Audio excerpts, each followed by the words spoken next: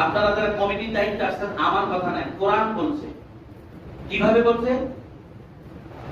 আপনি ওই জায়গায় আসীন হয়েছেন, আমি বলছি না, কোরআন বলছে। আপনি এখন উত্তর পাবেন। আসুন, ইব্রাহিম আলাইহিস সালাতু এবং ইসমাঈল আলাইহিস সালাম কাবা ঘরের দায়িত্বে ছিলেন না? তাহলে মসজিদের দায়িত্বে কে? কমিটি। মসজিদের দায়িত্বে কে? কমিটি। তাহলে ইব্রাহিম আলাইহিস সালাম এবং ইসমাঈল আলাইহিস সালামকে আল্লাহ তাআলা অঙ্গীকার নিয়েছেন, ওয়াদা নিয়েছেন।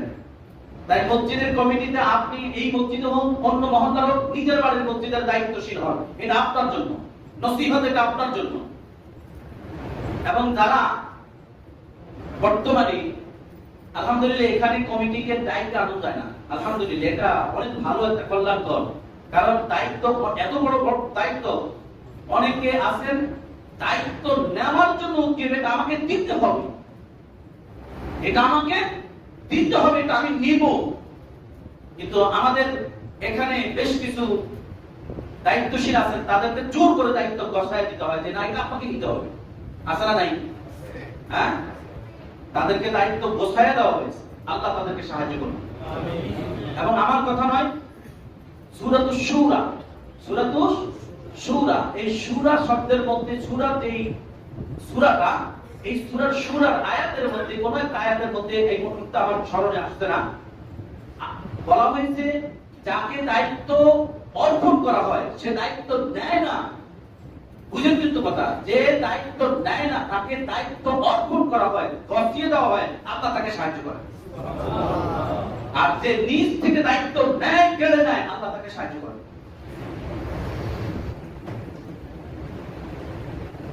এবার আসেন কোরআনুল কারীমে আল্লাহ বলেন ওয়া আহিদনা, এই আহিদনা হলো আল্লাহ বলেন আমি অঙ্গীকার নিয়েছিলাম, ওয়াদা নিয়েছিলাম। কার কার কাছ থেকে ওয়াদা নিয়েছিলেন? এখন যারা মসজিদের দায়িত্বে আছেন বা আসবেন ভবিষ্যতে, সকলের জন্য যখনই আপনি দায়িত্বে আসবেন, আপনি নিজেই নিজে কোরআনের এই আয়াতের আলোকে অঙ্গীকার করেই আপনি মসজিদের দায়িত্বশীল হয়ে আসছেন। অতএব আপনার দায়িত্ব আছে না নাই? আল্লাহ বলেন ওয়া আহিদনা ইলা ইব্রাহিম, এখানে কার কথা বলা হয়েছে?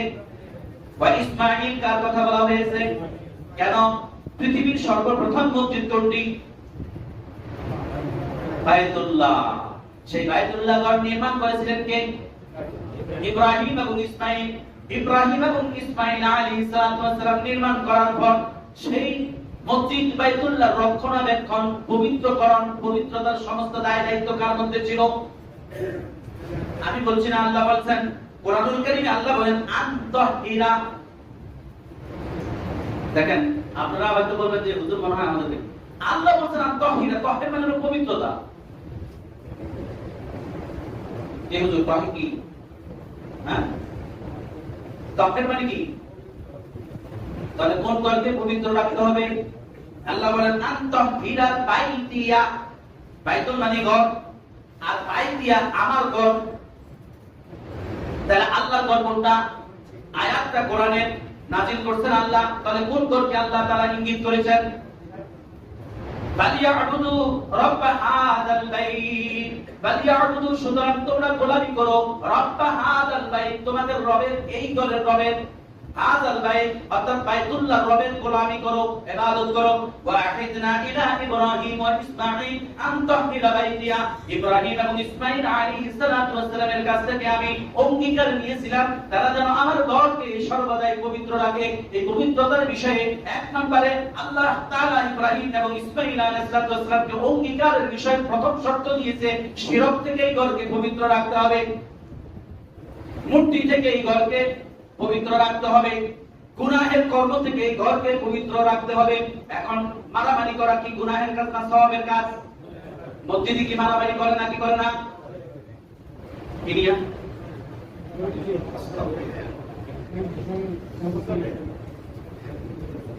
এখন আপনি বলেন আমি কি এই কথাগুলোকে আমি আমার বাপের ঘর থেকে না নিজে বানিয়েছি? আল্লাহ বলেন আনতাহিরা বাইতিয়া, অতএব তোমাদেরকে যেই বিষয়গুলো বলা হয়েছে এই বিষয়গুলোর ব্যাপারে তোমাদের এই ঘরকে পবিত্র রাখবে। এখন এই মসজিদের যারা ইমাম আছে, মুয়াজ্জিন আছে, খাদেম আছে, কমিটি আছে, মুসল্লি আছে, কারোর জন্য কি এখানে আলাদা বলা হয়েছে না সমষ্টিগতভাবে সকলেই? কারণ এই কোরআন আয়াতের নসিহত কি এক শ্রেণীর না সকলের জন্য? অতএব এই ঘরকে পবিত্র রাখা সকলের উপর সমভাবে দায়িত্ব। ইমাম তার দায়িত্বের জায়গা থেকে পবিত্র রাখবে, মুয়াজ্জিন তার দায়িত্ব থেকে তার যেইটুকু দায়িত্ব সেই জায়গা থেকে পবিত্র রাখবে, খাদেম তার জায়গা থেকে পবিত্র রাখবে, কমিটির দায়িত্বে যে যে দায়িত্ব আছে এশিয়া তার ক্যাশের ব্যাপারে পবিত্রতা অর্জন, পবিত্রতা রক্ষা করবে। শেষে আমরা রাগ করেন না, কারণ লেখনী লিখতে গিয়ে 105 টাকার জায়গা ভুলে 160 টাকা হয়ে গেছে, এক টাকা কিন্তু এশিয়ার হিসাবের মধ্যে ভুলে গেছে। আল্লাহ তাকে হেফাজত করুন, ভুল হয় না, হয় না? আল্লাহ তাকে হেফাজত করুন, আল্লাহ তাকে মাফ করুন।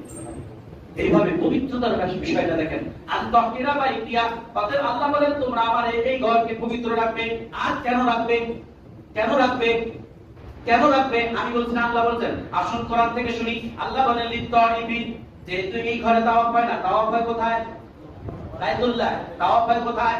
পৃথিবীর একটা ঘরে বাইতুল্লাহ তাওয়াফ হয়। অতএব তাওয়াফকারীদের জন্য তুমি এই ঘরকে পবিত্র রাখবে। আর কিসের জন্য পবিত্র রাখবে? ওয়াল আকিফিন, ইতিকাফকারীদের জন্য তোমরা এই ঘরকে পবিত্র রাখবে। তাহলে আল্লাহ রাব্বুল আলামিন চারটা কথা বলেছেন আল্লাহর ঘরগুলোকে নিয়ে।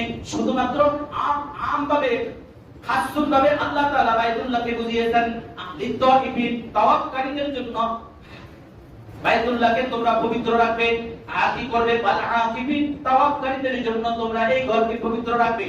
আর কিসের জন্য? ওয়াররুকা, এখানে রুকুকারীরা রুকু করবে, তাই রুকুকারীদের জন্য এই ঘরকে পবিত্র রাখবে। ওয়াসজুদ, এবং সিজদাকারীরা এই ঘরে এসে সিজদা করবে, অতএব এই সিজদাকারীদের জন্য এই ঘরকে পবিত্র রাখবে। কিসের থেকে পবিত্র রাখবে? 1 নম্বর শিরক, 2 নম্বর বিদআত, 3 নম্বর কুফর, 7 নম্বর সকল ধরনের মূর্তি। মসজিদের ব্যানার ছবি লাগিয়ে যদি সেখানে ঢুকানো হয়, তাহলে মসজিদে মূর্তি ঢুকাইলো নাকি ঢুকাইলো না?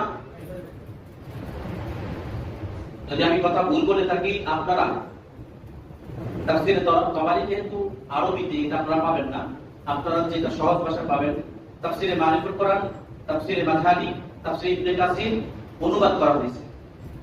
সম্ভবত তাফসীরে তাবারীও অনুবাদ করা হয়েছে সূরা বাকারা। হ্যাঁ, তাফসীরে তাবারী সূরা বাকারার 125 নম্বর আয়াতে অনুবাদ করা হয়েছে। এবং তাফসীরে তাবারীতে সবচেয়ে বেশি হাদিসের সনদ সহকারে আপনারা এই আয়াতের তাফসীর পাবেন। সূরা বাকারা এবং সূরা আলে ইমরানের কিছু অংশ করা হয়েছে, সূরা বাকারা পুরো অংশ করা হয়েছে তাফসীরে তাবারীতে।